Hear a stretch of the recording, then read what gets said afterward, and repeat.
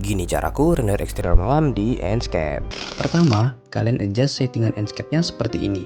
Unchecklist auto brightness-nya, set rendering quality ke ultra, checklist auto contrast, pada tab effect buat semuanya menjadi 0%, pada fog dan sun brightness buat juga menjadi 0%. Setelah setting Enscape, yang harus diatur yaitu GI atau Global Illumination. Kalian bisa pakai HDRI khusus malam. Nah, di sini aku pakai HDRI Dusk. Kemudian, kalian bisa adjust brightness HDRI-nya sesuai dengan mood yang kalian inginkan. Setelah set GI, kalian buat lighting untuk pencahayaannya. Klik Enscape Object, kemudian kalian bisa pilih opsi lightingnya. Di sini aku pakai sphere, spot, dan rectangle untuk menerangi bangunannya. Setelah itu, klik render image. Kemudian, beri sedikit adjustment di Adobe Photoshop. Dan inilah hasilnya.